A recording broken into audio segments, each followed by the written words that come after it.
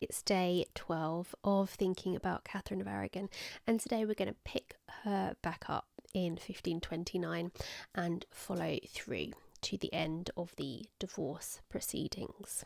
Now I've got lots and lots of dates for you today, so bear with me while I'm looking back and forth to my notes because I don't want to get these wrong.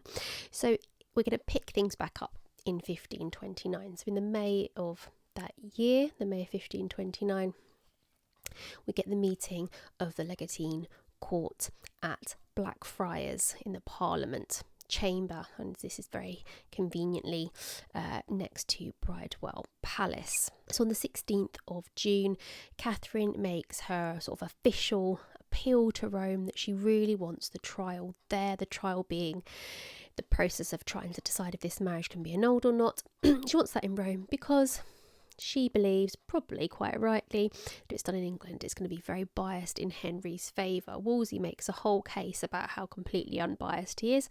Sure, Wolsey, we completely believe you, but it doesn't go anywhere. It continues and continues the whole way through. She protests that she doesn't want it in England, and they try and convince her the whole way through. But things start anyway. Now we have the start of the trial on the 21st of June, and accounts of exactly what happened that day do differ slightly. So here's what we do know. Catherine and Henry arrive, and they are both on thrones, separated by a crowd, although Catherine's is ever so slightly lower than Henry's. As I said, Wolsey makes his case about how wonderfully unbiased he is. Henry puts his case forward, and something he says which causes some trouble is that he insists that all the bishops are on his side. Everybody agrees with him about this annulment, and Bishop Fisher becomes quite cross about this, saying he didn't add his signature to this document, saying that the bishops agree and that this was added by somebody else. Now, Catherine had a strong case in terms of documents. The bit that's often depicted, there's a painting of this, and it was kind of, I won't say immortalised because I don't know how accurate it was, but popularised by Shakespeare, that she brings herself through the crowd, Catherine, and kneels at Henry's feet, and he pulls her back up again, and she kneels again, and she pleads with him. It's her famous Blackfriars speech. It was recorded by two separate chroniclers. I'm just going to read you a little bit, only a tiny bit, of what she said. She said, "Sir, I beseech you, for all the love that hath been between us, I have been a true, humble and obedient wife." And it's a fairly lengthy speech, but that's just a little bit of it. We don't know for sure if she mentioned Arthur at this point, but we do know that obviously part of her defence is to insist that she never consummated the marriage with Arthur. 25th of June, she leaves essentially and refuses to come back, and she's just cast off as being willfully disobedient. So she keeps being asked to come back, and she refuses.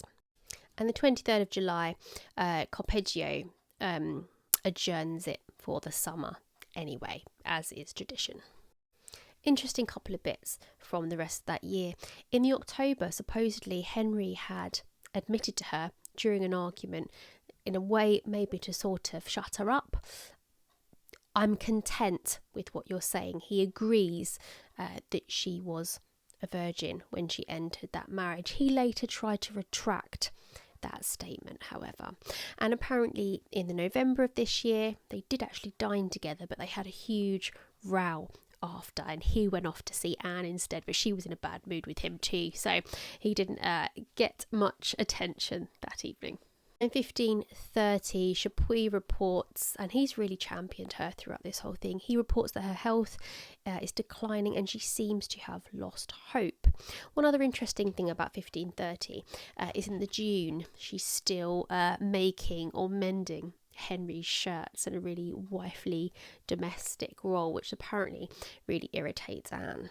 In 1531, things had really ground to a halt. Pope Clement Clement wasn't being particularly useful. His only advice or sort of direction to Henry was, don't marry anybody else yet until this is sorted.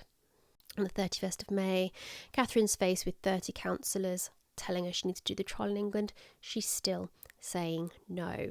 11th of July, that's the last time she ever actually sees Henry.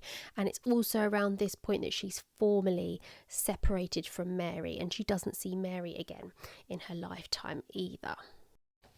She continues to refuse to have the trial in England, and she's constantly now being rebuffed. She's told she's not allowed to write to the king anymore, and the New Year's gift that she sends to him at the end of that year is refused. Now in 1532 we see her moving between Hertford, Hatfield and Enfield, and something not very nice comes out this year. A book is printed, so some real propaganda against her, called The Glass of Truth, and it supposedly got in it an account of how Prince Arthur each morning when he was at Ludlow with her would ask for alcohol each morning because, you know, he was so exhausted from the activities the night before, which obviously completely goes against everything she's been saying, but that's what was being printed. And then finally, in 1533, on the 8th of May, Thomas Cranmer summons Katherine to him. She refuses. And on the 23rd of May, Thomas Cranmer declares her marriage to Henry as being null and void.